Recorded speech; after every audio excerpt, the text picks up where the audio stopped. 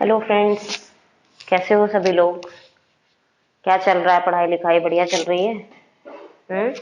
चीजें चल रही थी ना, बढ़िया हो गया था, सारी चीजें खत्म भी हो गई थी। ठीक है, तो हम लोगों ने सारी चीजें सीख ली थी और सीखने के साथ साथ जान लिया था संविधान की शक्ति के बारे में, संविधान के निर्माण के बारे में। ये सारी चीजें हम लोग क्या कर चुके थे, जान चुके थे। ठीक है, हम लोग ये सारी चीजें क्या हो चुकी थी, जान चुके थे। तो होता क्या है बेटा कि अब हम लोग जो पढ़ने वाले हैं वो ही डिसाइड करेगा कि मतलब हम इस देश में निवास कैसे कर रहे हैं। कहने का मतलब ये है, अब तक मैंने जो भी चीजें आप लोगों को पढ़ाई हैं, कहने का मतलब बेटा ये है कि अब तक मैंने आपको जो भी चीजें पढ़ाई वो संविधान के बारे में थी।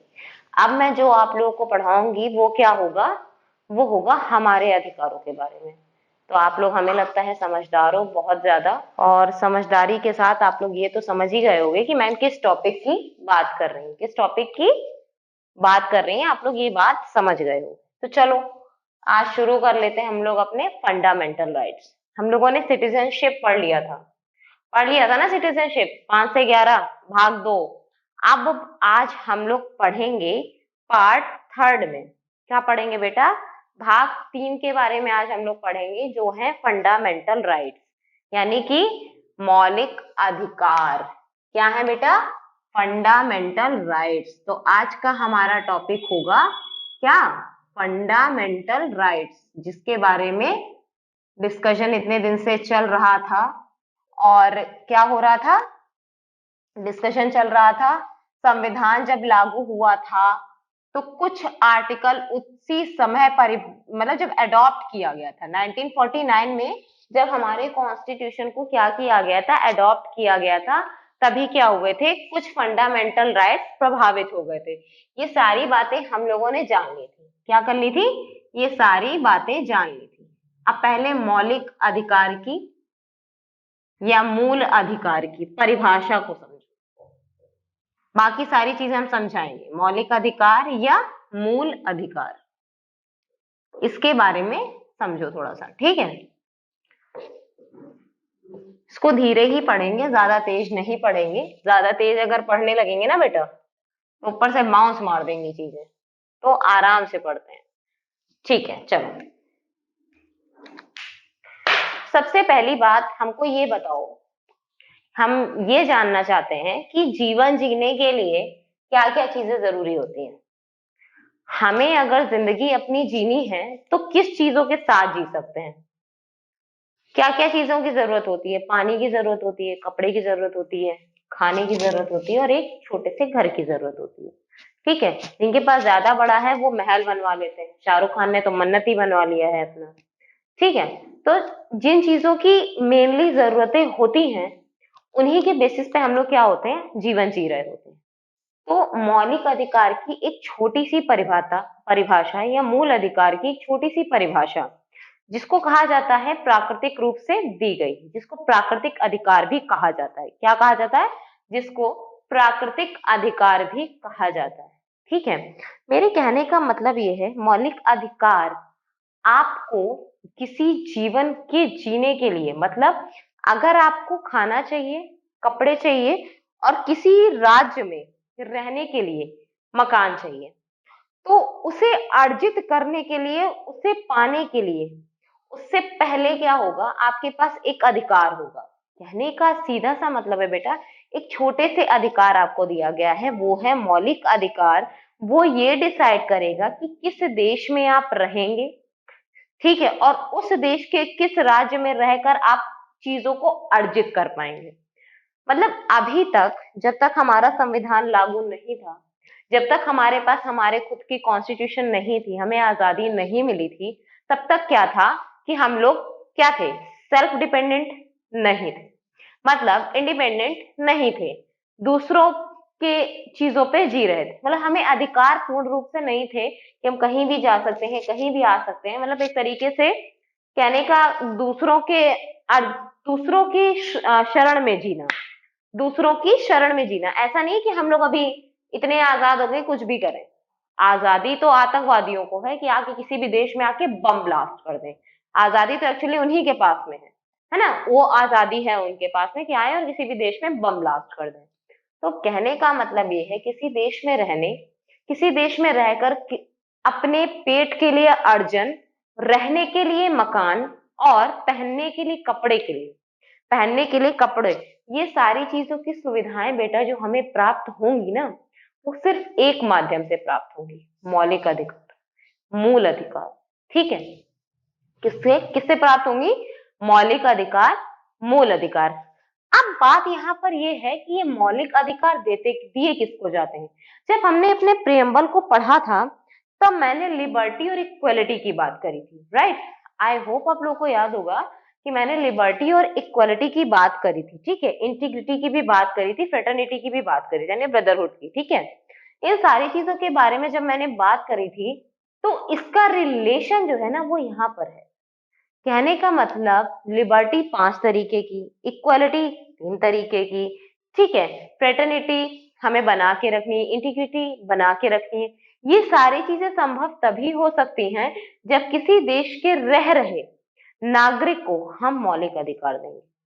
अब यहाँ पर एक क्वेश्चन ये भी खड़ा होता है कि ये जो नागरिक की मैंने बात करी, तो कहने का ये मतलब है कि ये मौलिक अधिकार ये सिर्फ उन्हीं को प्राप्त होंगे बेटा जो हमारे देश के नागरिक होंगे। मतलब कुछ अधिकार ऐसे हैं जो आए हुए विदेशियों, जो किसी दूसरे देश से आ रहे हैं, वो मेरे लिए तो विदेशी है ना, हम लोगों के लिए विदेशी हुए कि नहीं हुए? ठीक है, तो उनको भी दिए गए हैं कुछ अधिकार, कुछ अधिकार। अब वो अधिकार क्या है वो हम आगे पढ़ेंगे, चीजों को हम आगे समझाते चलेंगे, ठीक है। तो क्या है कि जो मौलिक अधिकार हैं, पहली बात तो वो हमारे देश में रहने वाले सिटीजन्स को दिए गए। सिटीजन से सीधा मतलब बेटा निकल रहा है यहाँ पर, सिटीजन से मतलब निकल रहा है नागरिक, जो हमारे देश में जिनके पास नागरिकता होगी, चाहे वो किसी भी प्रकार से प्राप्त हुई नागरिकता हो। मैंने सिटीजनशिप आप लोग को पढ़ा दिया है, चाहे वो किसी भी प्रकार से प्राप्त हुई नागरिकता हो, उसके आधार पर ही आपको मौलिक अधिकार दिए जाए। कहने का सीधा सा मतलब है, मौलिक अधिकार हमें जीवन खुल के जीने की आजादी देते हैं। किसी भी देश में रह रहे व्यक्ति को मौलिक अधिकार, जो किसी भी देश का नागरिक है, हर देश में मौलिक अधिकार है, नाम भले ही अलग अलग हो, अभी मैं सब बताऊंगी कहाँ पे क्या नाम है, हर देश की नहीं लेकिन कुछ देशों की बात करेंगे किस नाम से उनको सम्मिलित किया गया था, ठीक है। और हमारे देश में मौलिक अधिकार को दूसरी लैंग्वेज में भी एक नाम है मौलिक अधिकार का, वो भी अभी मैं बताऊंगी। तो मेरे कहने का बेटा इतना सा सीधा सा छोटा सा मतलब है, किसी देश में रहने के लिए आपके पास मौलिक अधिकार होना अनिवार्य है। अगर आप किसी देश में रह करके कमाना चाहते हो, रहना चाहते हो, आजादी से जीना चाहते हो, किसी धर्म को मानना चाहते हो, कहीं घूमना चाहते हो, कुछ भी करना चाहते हो विद लिमिट्स, वो क्या होंगे? मौलिक अधिकार होंगे। क्या होंगे? मौलिक अधिकार होंगे, मूल अधिकार होंगे। अगर मैं आपसे ये कहूं आप एक अपराधी हो चुके हो, मैंने आपसे कहा आप एक क्रिमिनल हो गए हो, क्या बोला मैंने? आप एक क्रिमिनल हो, ठीक है, क्रिमिनल, ठीक है, आप क्रिमिनल हो यानी कि अपराधी हो। क्या हो? आप अपराधी हो और अपराधी को भेजा गया सेल में। कहाँ भेजा गया? सेल में। तो जो अपराधी है, क्या जो जेल में गया हुआ व्यक्ति है, सेल में गया हुआ व्यक्ति है, जो जेल में गया हुआ व्यक्ति है, क्या वो कभी भी बाहर निकलकर घूम सकता है? क्या जब हमारे देश में कोई भी ऐसी घटना घटित होती है, या उसको मैंने कहने का मेरा सीधा सा मतलब है बेटा, अगर आपसे ये मौलिक अधिकार छीन लिए जाएं, तो आप एक जेल के कैदी के समान हो जाओगे। किसके समान हो जाओगे? जेल के कैदी के समान हो जाओगे, जिससे मौलिक अधिकार छीन लिए जाते हैं। राइट टू लिव अभी भी है उसके पास, मतलब कुछ अधिकार उससे क्या कर लिए जाते हैं? छीन लिए जाते हैं। क्या कर लिए जाते हैं? छीन लिए जाते हैं। अगर यही चीज एक कॉमन व्यक्ति के साथ किया जाए जो कि क्रिमिनल नहीं है, जो कि क्रिमिनल नहीं है, एक कॉमन व्यक्ति के साथ अगर ये बात करी जाए तो वो जी पाएगा? उसे फिर से वही चीज याद आने लगेंगी जो हम झेल के आ चुके हैं, जो हम झेल के आ चुके हैं। आई होप अभी आप लोगों ने रिसेंट में देखा होगा, निर्मला सीतारमण जी ने बजट पेश किया है, जिससे हमारी जनता खुश नहीं है, जिससे हमारी जनता क्या नहीं है, खुश तो है नहीं, लेकिन क्या कर सकते हैं, बाधित है ना हम लोग। तो कुछ जगह, कुछ एट सम स्टेजेस क्या होता है, हमारे मौलिक अधिकारों को सीमित भी किया गया है। खुश नहीं है तो कुछ कर तो सकते नहीं है, संतोष तो करना ही पड़ेगा, क्योंकि हमारे ऊपर गवर्न कौन कर रही है, सरकार कर रही है। हमसे ऊपर कौन, सरकार है, भले ही हम लोग ऊपर हैं, हम ही लोगों ने उनको चुना है, लेकिन हम लोग क्या ही उखाड़ लेंगे यार। अब तुमने आज एलपीजी के रेट महंगे कर दिए, मेरे कहने का मतलब है हर रोज चीजें बढ़ती जा रही हैं, घटती जा रही हैं। ठीक है, एलपीजी का रेट बढ़ गया, आज डीजल पेट्रोल के रेट तुमने इंक्रीज कर दिए हैं, यहाँ पर इस प्लेटफॉर्म पे खड़े होकर आई थिंक मुझे इस बारे में बात नहीं करनी चाहिए, लेकिन हम लोग कुछ नहीं कर सकते, क्योंकि हम लोग क्या हैं, एक देश में रह रहे नागरिक हैं, प्लस हमारे पास है तो मौलिक अधिकार, राइट टू स्पीच, लिबर्टी, दुनियादारी सब दी गई है, लेकिन हम लोग उनको असीमित नहीं यूज कर सकते, सीमित करी गई हैं, बाउंडेड भी करी गई हैं साथ साथ। ठीक है, बाउंडेड भी करी गई हैं। तो मौलिक अधिकार का सीधा सा मतलब है जीवन जीने के लिए।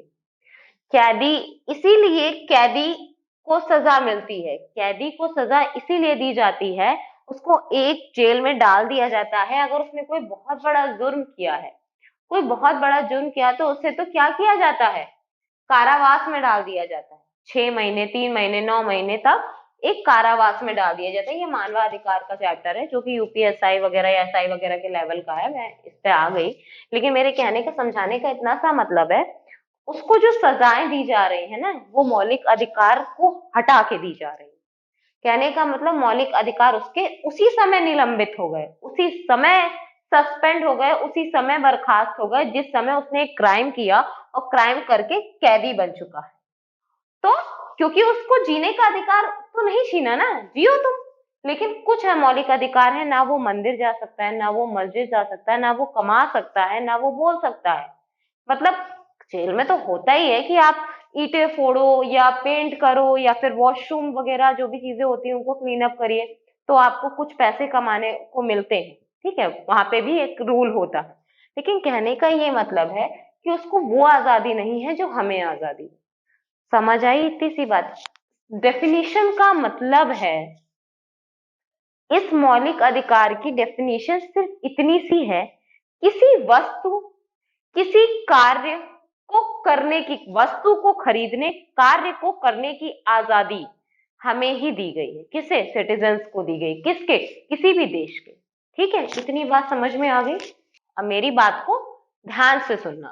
पहले हम ये समझ लेते हैं कि मौलिक अधिकार किसके अंतर्गत आते हैं, पार्ट 3 के अंतर्गत आते हैं। किसके अंतर्गत आते हैं बेटा? पार्ट 3 के अंतर्गत आते हैं। कितने हैं? 12 से 35 हैं। अब भाई पार्ट है तो भाग भी होगा, सॉरी भाग है तो अनुच्छेद भी होगा, कुछ पेजेस भी इसमें होंगे, मतलब ये तो चैप्टर का नाम हो गया मौलिक अधिकार। ठीक है, ये उसका 1 2 3 के उसमें हो गया, चैप्टर 1, चैप्टर 2, चैप्टर 3, प्लस कितने पेजेस पे हैं, तो 12 से 35। हमारे मौलिक अधिकार बेटा कितने से कितने हैं, आर्टिकल क्या है, 12 से 35। धीरे धीरे इसलिए चल रहे हैं क्योंकि मैं चाहती हूँ समझो, मौलिक अधिकार एक अच्छा चैप्टर है और पढ़ने में अभी धीरे धीरे बहुत मजा आने वाली है, आपको आपके अधिकारों के बारे में जानने को मिलेगा जो कि अभी तक नहीं पता था। ठीक है, तो ये छोटी छोटी चीजें अभी आपको पता चलना शुरू होंगी। तो आर्टिकल 12 से 35 तक है, क्या है बेटा, हमारे भाग 3 आर्टिकल 12 से 35 में क्या है, हमारे मौलिक अधिकार, मूल अधिकार, फंडामेंटल राइट्स। अब बात करते हैं ये फंडामेंटल राइट्स हमें कैसे मिले, ये फंडामेंटल राइट्स हमें मिले कैसे। ठीक है, तो देखो, जब हमारा संविधान लागू हुआ था, मतलब अडॉप्ट किया गया था, तब कुछ आर्टिकल्स क्या थे, उसी समय लागू कर दिए गए थे। कुछ आर्टिकल्स क्या हुए थे, उस समय लागू कर दिए गए थे। तो जब वो लाया गया होगा, जब वो लाया गया होगा तो किसी, हमने हर चीज को आपको बताया ना, हर देश से हर भाग को उठाया गया है। कहने का मतलब हमारा जो कॉन्स्टिट्यूशन है, हमारा जो कॉन्स्टिट्यूशन है उसका भाग जो है किसी ना किसी देश से प्रभावित है। क्या है? प्रभावित है। ठीक, इन्फ्लुएंस है। तो कहने का ये मतलब हो गया फ्रांस में। अब सुनो, ये आया कैसे, इसकी बात कैसे पता चला कि किसी देश में रह रहे नागरिकों के लिए कुछ सीमित और उनको जीने के लिए कुछ अधिकार देने, सीमित और उनको जीने के लिए कुछ अधिकार देने हैं, ये हमें पता कैसे चला? देखो, उस समय कुछ बहुत ज्यादा लोग पढ़े लिखे नहीं होते थे, तो चीजों को जानना इतना आसान नहीं होता था, तो हर चीज हम लोगों ने इसीलिए दूसरे देश से इन्फ्लुएंस है। ठीक है, तो कहने का ये मतलब है कि जो हमारे देश में ये फंडामेंटल राइट्स आया है, ये जो फंडामेंटल राइट्स आया है, ये आया है 1215 में। क्या हुआ था? देखो, 1215 में, यानी 13वीं शताब्दी की हम बात कर रहे हैं। 1215, 13वीं शताब्दी। 13वीं शताब्दी में बेटा क्या हुआ था?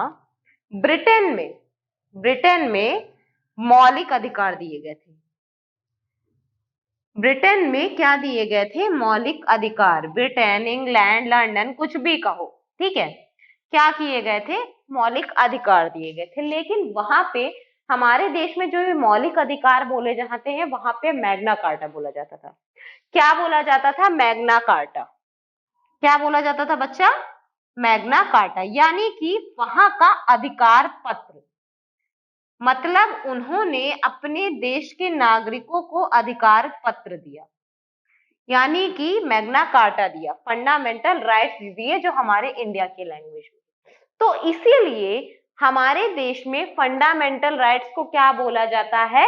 इंडिया का मैग्ना कार्टा बोला जाता है। इंपॉर्टेंट है इसलिए बताया है, फालतू में हम कुछ नहीं बता रहे। ठीक, समझ आई बात? तो ये क्या है बेटा? हमारे इंडिया में जो फंडामेंटल राइट्स दिए गए हैं, उसे इंडिया का मैग्ना कार्टा कहा गया है। इसे मैग्ना कार्टा नाम से भी जानते हैं। ठीक है, क्या कहा जाता है? मैग्ना कार्टा कहा जाता है। ठीक है, समझ आई बात? समझ आई? चलो, अब आगे डिस्कशन करते हैं। कब से प्राप्त हुआ, कैसे पता चला?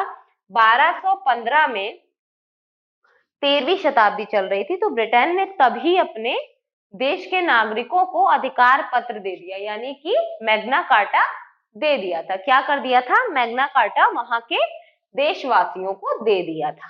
अब जब यहाँ पर चीजें हुई, जब यहाँ पर पहुंचते पहुंचते तो बहुत टाइम लग चुका था।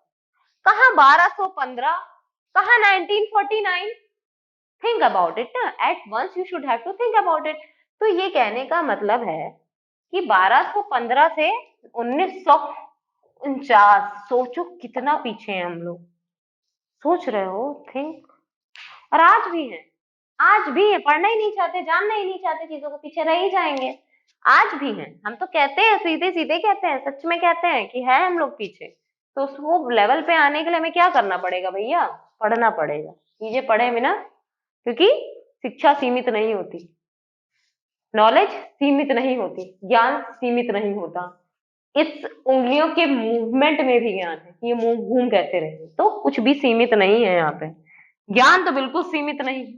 तो ठीक है, कहने का ये मतलब है यहाँ पर आने में बहुत टाइम लगा। तो इसके पहले की कुछ घटनाएं जानते हैं, ये आया कैसे। ठीक है, 1215 में, 13वीं शताब्दी में ब्रिटेन में आया। अब ब्रिटेन से जुड़ता हुआ देश फ्रांस था। ब्रिटेन से जुड़ता हुआ देश बेटा कौन सा था? फ्रांस था। फ्रांस में क्या हुआ? 1789 में, फ्रांस में क्या हुआ? 1789 में मौलिक अधिकार दिए गए।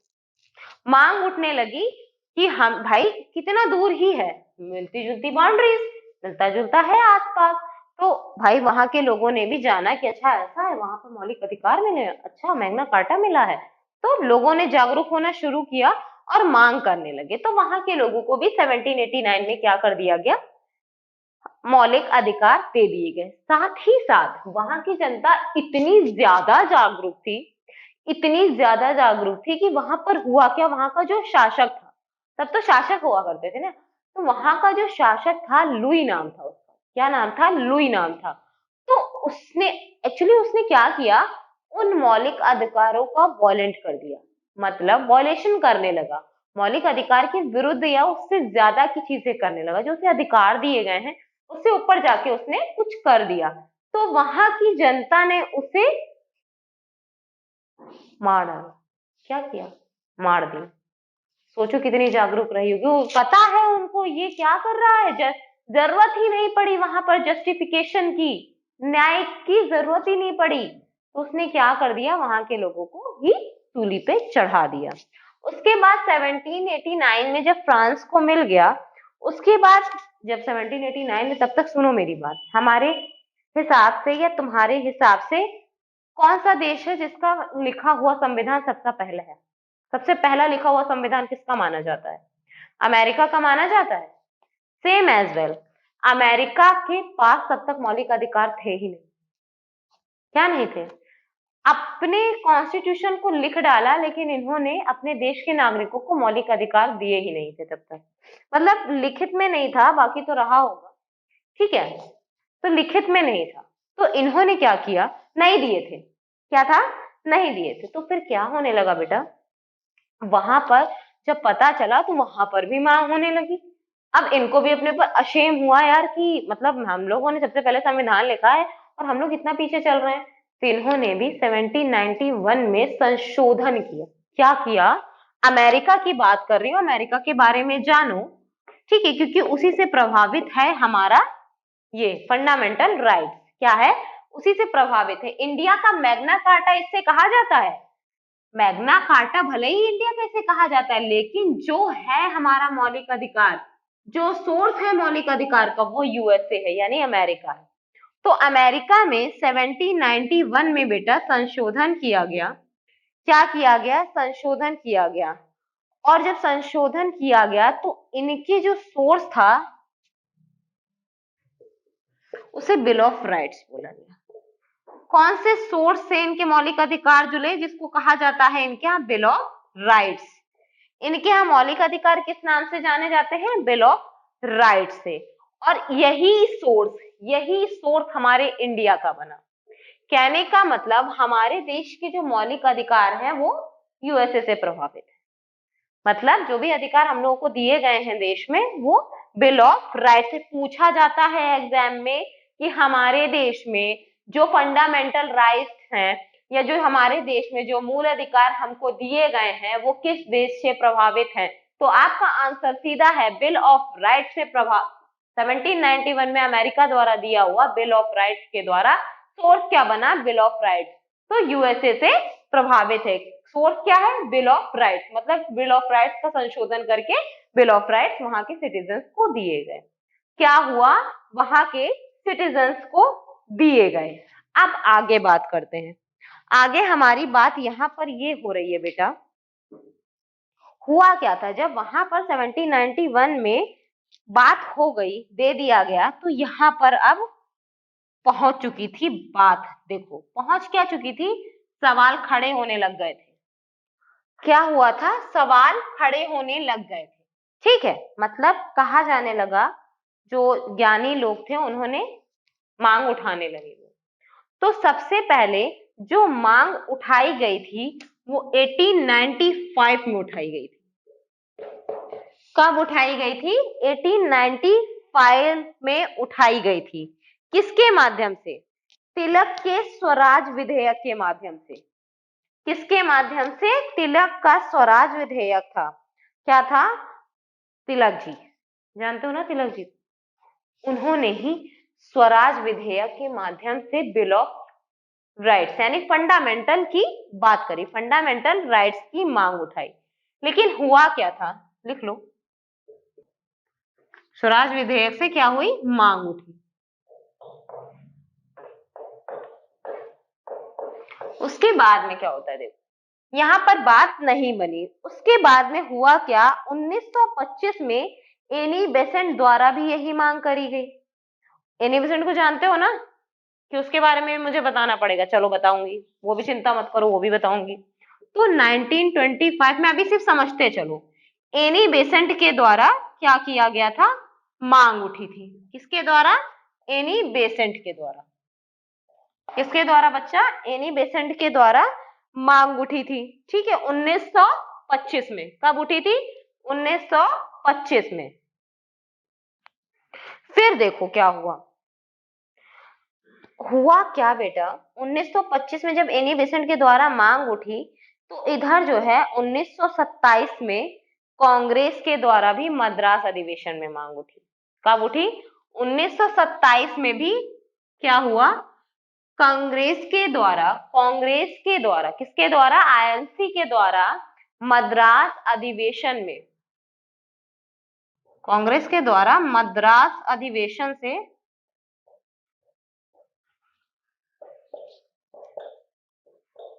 मद्रास अधिवेशन में किसके बारे में मांग उठी? फंडामेंटल राइट्स के बारे में। किसके बारे में बच्चा? फंडामेंटल राइट्स के बारे में मांग उठी। फिर यही चीज 1929 में भी हुई। 1929 में लाहौर अधिवेशन में उठी। कब उठी बेटा? लाहौर अधिवेशन में उठी।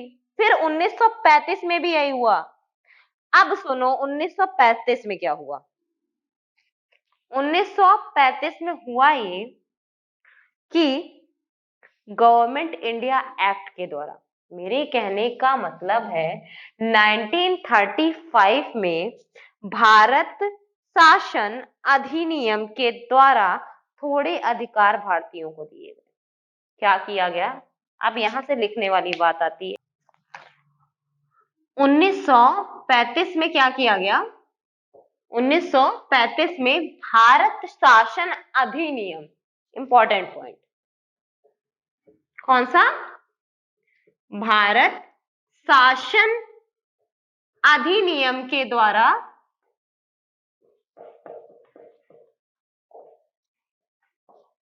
भारत शासन अधिनियम यानी गवर्नमेंट इंडियन एक्ट के द्वारा थोड़े कुछ अधिकार दिए गए। कितने? इसको स्क्रीनशॉट ले लो चाहे लिख लो। क्या किया गया? कुछ अधिकार दिए। मैंने शॉर्ट फॉर्म में लिखा है, ठीक है, शॉर्ट फॉर्म में। तो क्या हुआ? 1935 में भारत शासन अधिनियम के द्वारा यानी गवर्नमेंट इंडियन एक्ट के द्वारा थोड़े से मौलिक अधिकार हमें दिए गए, थोड़े से राइट्स हमें दिए गए, ठीक है। उसके बाद क्या हुआ? जब आजादी मिल गई हमको, जब आजादी मिल गई 1947 में, उसके बाद हमें अधिकार मिले। कैसे मिले?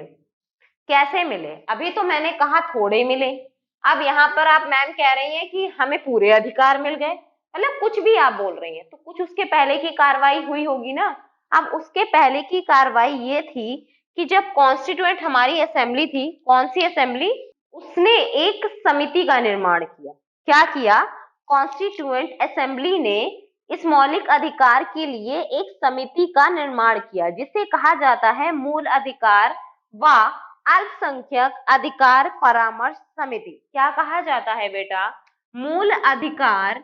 क्या कहा जाता है? मूल अधिकार व अल्पसंख्यक अधिकार समिति। मूल अधिकार व अल्पसंख्यक अधिकार समिति, इसके द्वारा कहने का मतलब ये हुआ fundamental rights minorities rights committee, ठीक है। इसके द्वारा एक समिति का गठन किया गया, जिसको ये कहा गया, जिसको क्या कहा गया? ये कहा गया, ठीक है। अब यहाँ पर बात आ रही है, इस समिति की जिम्मेदारी किसको दी गई थी? इस समिति की जिम्मेदारी दी गई थी वल्लभ भाई पटेल को। किसको दी गई थी? डॉक्टर वल्लभ भाई पटेल, ठीक है। जानते हो ना उनके बारे में? आयरन मैन के बारे में जानते हो ना? जानते हो ना? तो मूल अधिकार व अल्पसंख्यक अधिकार समिति के द्वारा कॉन्स्टिट्यूएंट असेंबली में क्या हुआ था? कॉन्स्टिट्यूएंट असेंबली के द्वारा मूल अधिकार व अल्पसंख्यक अधिकार समिति बनाई गई, जिसकी अध्यक्षता करी किसने करी? सरदार वल्लभ भाई पटेल जी ने। किसने करी? सरदार वल्लभ भाई पटेल जी ने। सरदार वल्लभ भाई पटेल जी ने। और इसी से रिलेटेड एक उप समिति भी बनी, जिसकी अध्यक्षता करी जेबी कृपलानी ने। किसने करी? उप समिति भी जान लो। उप समिति बनी, क्या बनी? उप समिति बनी, जिसकी अध्यक्षता करी थी जेबी कृपलानी जी ने। किसने करी थी बेटा? जेबी कृपलानी जी ने। ठीक है, अब इतनी बात समझ में आई। इन्हीं समितियों के द्वारा क्या किया गया था? फंडामेंटल राइट्स दिए गए थे। क्या किए गए थे? फंडामेंटल राइट्स दिए गए थे। अब समझो, ये अल्पसंख्यक की बात मैंने क्यों कही? सुनो मेरी बात। हमारे देश में दो प्रकार के व्यक्ति रहते हैं। कितने प्रकार के? दो प्रकार के व्यक्ति रहते हैं, जिन्हें हम बहुसंख्यक और अल्पसंख्यक के नाम से जानते हैं। जिन्हें हम क्या जानते हैं? अल्पसंख्यक और बहुसंख्यक के नाम से जानते हैं। ऐसा क्यों है? ऐसा क्यों है बेटा? ऐसा इसलिए है क्योंकि हमारे देश में धर्म, भाषा के आधार पर क्या था? धर्म के आधार पर और भाषा के आधार पर देश है कि नहीं है? भाषा के आधार पर हमारे यहाँ राज्य है कि नहीं है? सॉरी, देश निकल गया, राज्य है कि नहीं है? उसी के आधार पर उस समय जब समिति बनाई गई तो ये कहा गया, जब तक देश बराबरी में नहीं आता है, जब तक देश हमारा बराबरी में नहीं आता है, तब तक क्या करना होगा? कुछ ऐसे प्रावधान करने होंगे जिससे बहुसंख्यक द्वारा अल्पसंख्यक दबाए न जाए। मेरे कहने का मतलब है, अगर किसी राज्य में मुस्लिम है तो हिंदू ना दबाए जाए, और किसी राज्य में हिंदू है तो मुस्लिम ना दबाए जाए। और किसी देश में या किसी राज्य में बोलने वाले व्यक्तियों की संख्या हिंदी नहीं इंग्लिश है ज्यादा, तो हिंदी वाले इंग्लिश को ना दबाएं और इंग्लिश वाले हिंदी को ना दबाएं। इसलिए कहा गया, इसीलिए अल्पसंख्यक और बहुसंख्यक के आधार पर समिति को बनाया गया, जिसे कहा गया मूल अधिकार व अल्पसंख्यक अधिकार समिति कहा गया। इसी के आधार पर हमारे देश में संविधान का निर्माण हुआ कि बहुसंख्यक द्वारा अल्पसंख्यकों को दबाया ना जाए। ठीक है, मेरे कहने का मतलब ये है कि हमारे देश में चीजों जब तक बराबर नहीं आ जाती हैं, जब तक लेवल पे नहीं आ जाती हैं, आज भी रिजर्वेशन चलता है। अभी तो हम लोगों को मिलने लग गया है, हम लोगों से मतलब रिजर्वेशन श्रवणों को भी दिया जाने लगा। 10% आरक्षण, 8 लाख की आयु जिसकी आय होगी, 8 लाख से कम या 8 लाख तक जिसकी आय होगी उसको 10% का आरक्षण मिलेगा। ऐसा हो गया है अब। ठीक है, वैसे ही है, रिजर्वेशन वगैरह की बात अगर करी गई है तो यहाँ पे अल्पसंख्यकों द्वारा बहुसंख्यक ना दबाया जाए या मतभेद ना किए जाए। यार कहने का मतलब है, कोई अगर निचली जाति का है तो उसको श्रवण जातियों द्वारा ना दबाया जाए। इतनी बात समझ में आई? हम कुछ बातें जा रहे हैं आप लोगों के लिए लिखने, और उन बातों को आप मेरे साथ लिखो या फिर मेरे बाद लिखो, जैसा मन करे वैसा लिखो। स्क्रीनशॉट लेना है स्क्रीनशॉट लो, जो मन करे वो करो। मैं मार्कर चेंज कर रही हूं और आप समझो। मौलिक अधिकार हमारे पार्ट 3 में दिए गए हैं, यानी कि भाग 3 में। किसमें दिए गए हैं बेटा? भाग 3 में। आर्टिकल यानी कि अनुच्छेद 12 से 35 क्या है? 12 से 35 है। कितने हैं अनुच्छेद? हमारे 12 से 35 है। ठीक है, हमारे देश में मौलिक अधिकार जो हैं उनको इंडिया का क्या बोला जाता है? मैग्ना कार्टा बोला जाता है। फंडामेंटल राइट्स को हमारे देश का क्या बोला जाता है? मैग्ना कार्टा बोला जाता है। FR मतलब फंडामेंटल राइट्स। ठीक है, क्या बोला जाता है इंडिया का? मैग्ना कार्टा बोला जाता है, यानी कि अधिकार पत्र, जो 1215 में अपने ब्रिटेन ने अपने देश के लोगों को दिया था। मैग्ना कार्टा, अधिकार पत्र। ठीक है, हो गया। सोर्स क्या है? सोर्स के बारे में अगर बात करेगा, सोर्स मतलब किस देश से लिया गया है, तो USA के, अमेरिका के बिल ऑफ राइट्स है। क्या है? बिल ऑफ राइट्स है। क्या है बेटा? बिल ऑफ राइट्स है। ठीक है, सोर्स क्या है बच्चा? Bill of rights. अमेरिका ने संशोधन जब किया था तो उस संशोधन का नाम क्या था? बिल ऑफ राइट्स था। और बिल ऑफ राइट्स के माध्यम से उन्होंने अपने देश के लोगों को क्या किया? मौलिक अधिकार दे दिए, जिसको कहा जाता है वहां पे बिल ऑफ राइट। अब आगे डिस्कस करते हैं। अब आगे डिस्कस करने वाली बात बेटा यहाँ पर ये है कि जानने वाली बच्चा बात ये यहाँ पर कुछ ऐसी है कि हमारे मौलिक अधिकार जो है किस हद तक है, किस हद तक है। तो हमारे मौलिक अधिकार कई हद तक, बहुत मतलब कहने का मतलब सीमित किए गए हैं। क्या किए गए हैं? सीमित किए गए हैं। मेरे कहने का बेटा ये मतलब है, जो सोर्स है हमारे मौलिक अधिकार का वो क्या है? Bill of rights. अब आगे डिस्कस करते हैं।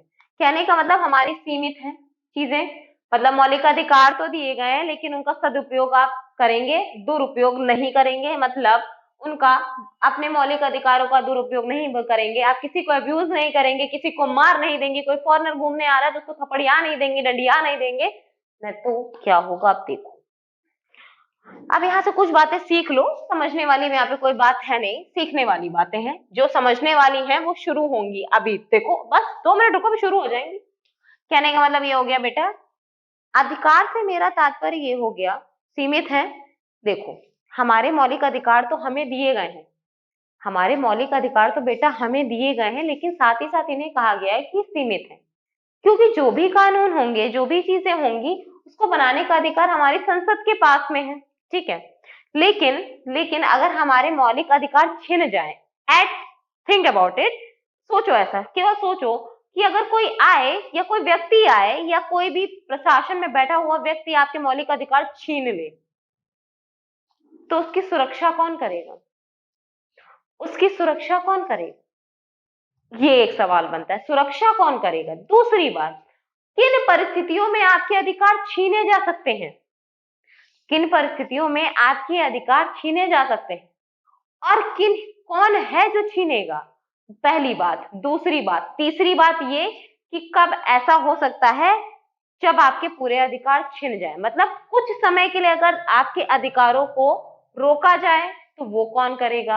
आपके अधिकार छीन लिए जाए, एबॉलिश कर दिए जाए, खत्म कर दिए जाए, वो कौन करेगा? मौलिक अधिकार पे कानून कौन बनाएगा? ये सारी बातें आप समझो, अब सुनो मेरी बात, ठीक है। सुनने वाली बात ये है बेटा, मैंने आपसे बोला कि आपके अधिकार जो छीनेगा, सुनो मेरी बात, जो छीनेगा वो संसद होगा।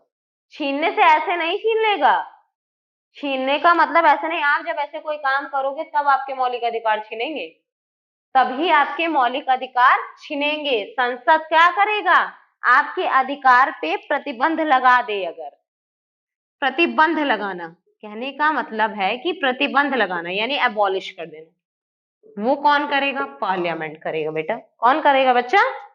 पार्लियामेंट करेगा। कौन करेगा? संसद करेगा। कौन करेगा? संसद करेगा, ठीक है। कौन कर देगा? संसद कर देगा। अगर देखो कुछ ऐसी परिस्थितियां भी, जैसे आपको पता है कि मार्च में लॉकडाउन हुआ था, 22 मार्च से लॉकडाउन लग चुका था हमारे देश में, ठीक है। क्यों लग गया था? क्योंकि कोविड-19 जैसा पैंडेमिक आ गया था। कोविड-19 जैसा पैंडेमिक आया था, जिसके चलते कहा गया सरकार द्वारा कि आप अपने अपने घरों में रहिए। क्या किया गया? कहा गया कि आप अपने अपने घरों में रहिए।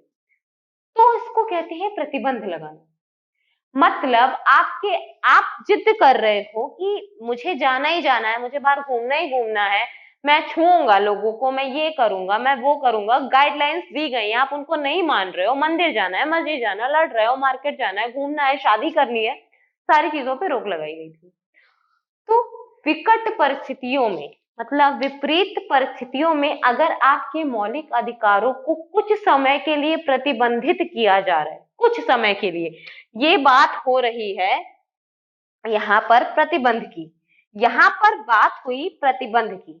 क्या हुई? प्रतिबंध। तो ये करेगी पार्लियामेंट। लेकिन मैंने ऊपर नीचे कर दिया, अब सुनो।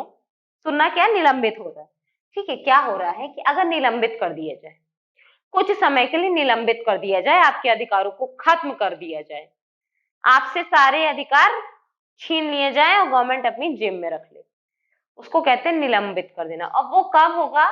जब वॉर होगा या ऐसे पेंडेमिक हो जाएंगे। वॉर यानी वर्ल्ड वॉर, ठीक है।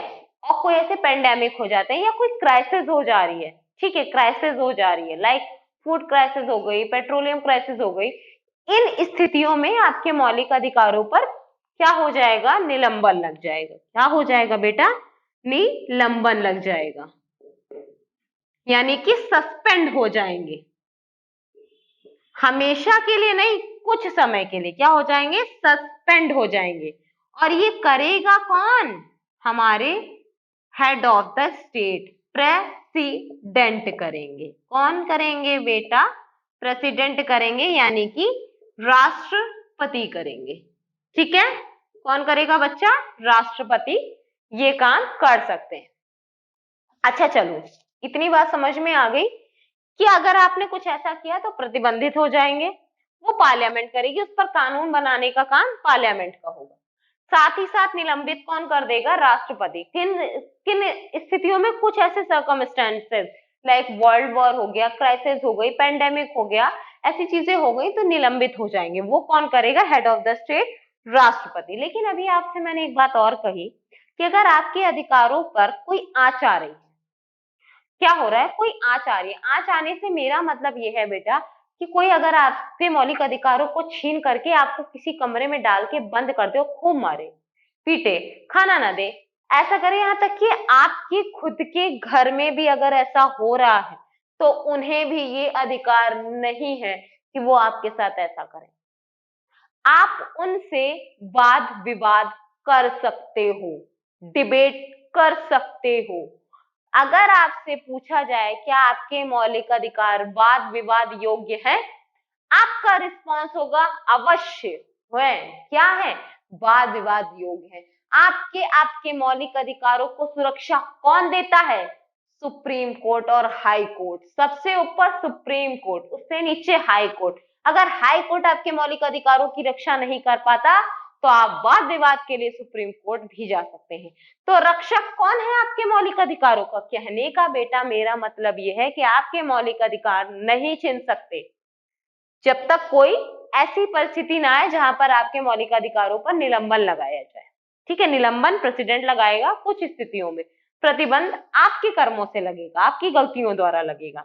लेकिन अगर कोई जबरदस्ती कोई ऐसी चीज नहीं है और आपसे मौलिक अधिकार आपके छीने जा रहे हैं, तब क्या, तब उसकी रक्षा कौन करेगा। आप जाके किससे कहेंगे कि इसने मेरे मौलिक अधिकार छीने या मेरे साथ इसने गलत किया है, इसकी रक्षा कौन करेगा, तो आप जाएंगे सुप्रीम कोर्ट, न्यायिक समीक्षा सुप्रीम कोर्ट।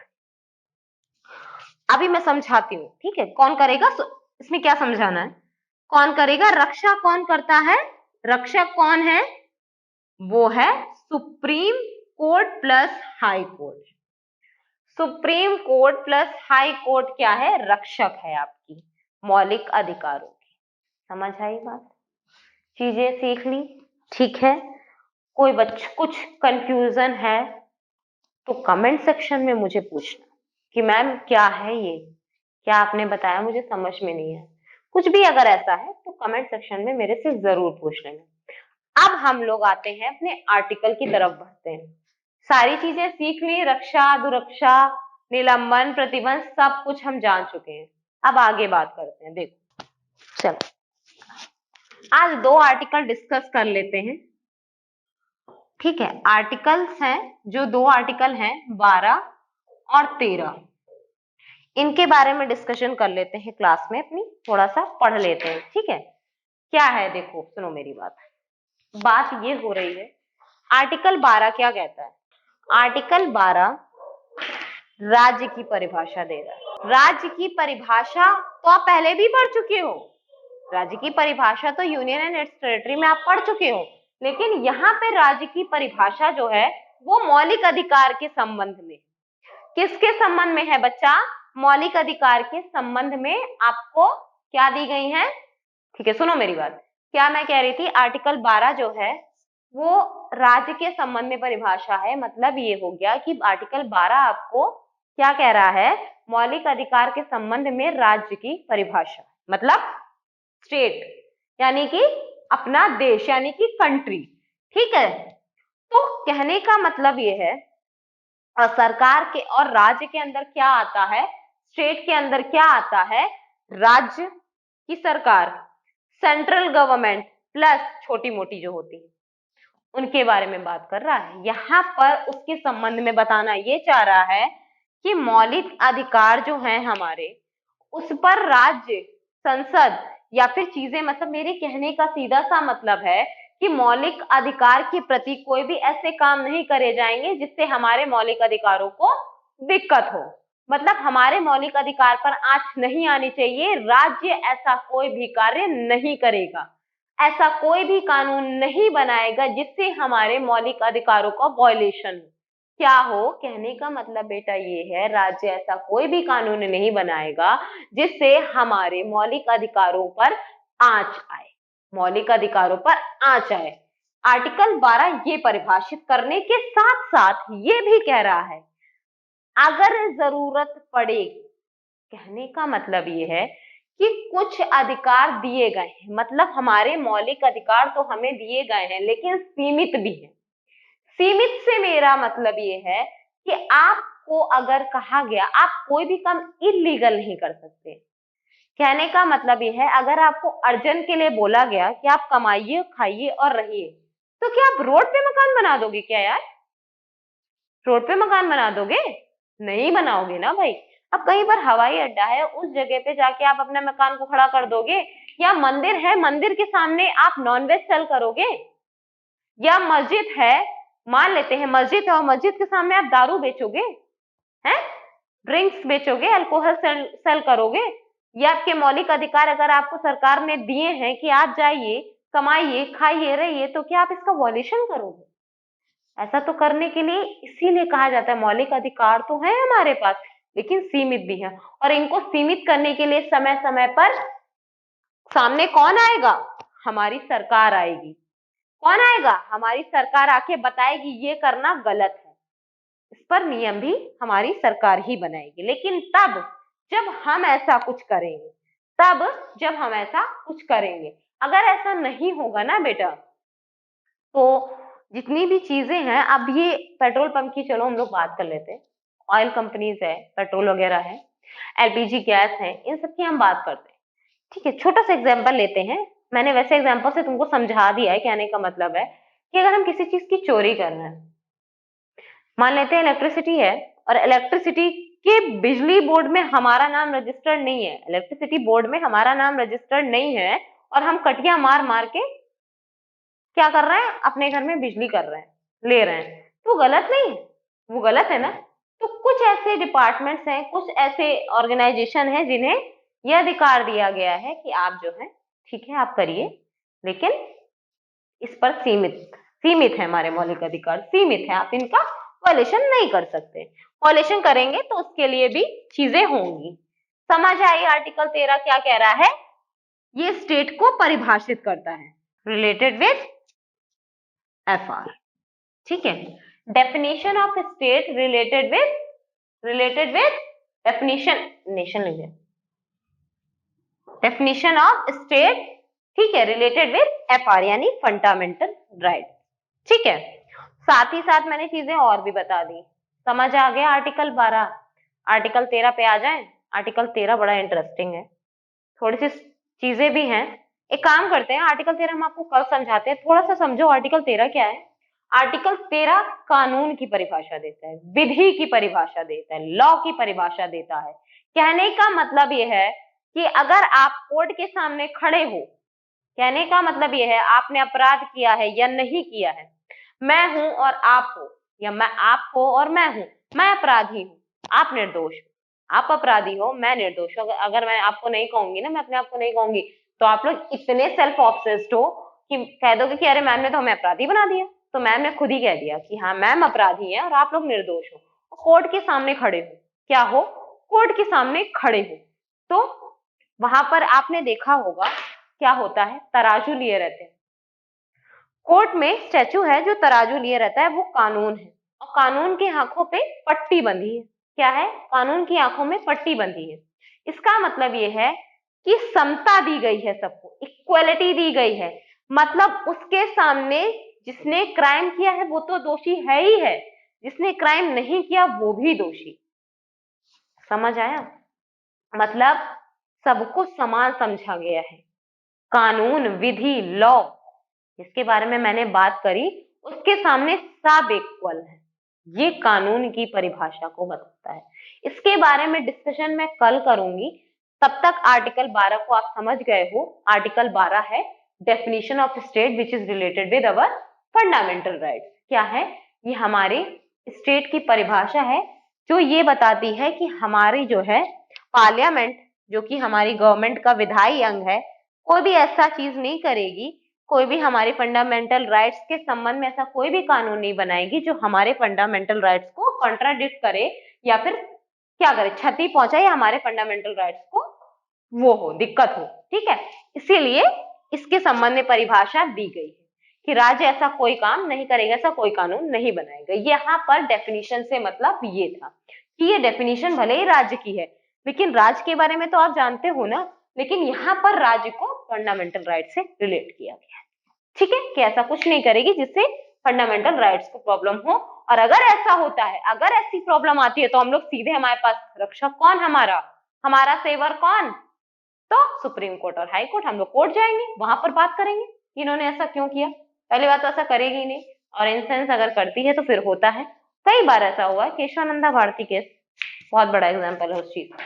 तो आर्टिकल 13 को हम लोग करेंगे कल, डिस्कस करते हैं हम लोग अपनी क्लास को समाप्त। मिलते हैं कल आप लोगों से इसी जगह इसी टाइम पर आपके अपने प्लेटफॉर्म ऑनलाइन कॉग्निटिव में। Okay, thank you, bye.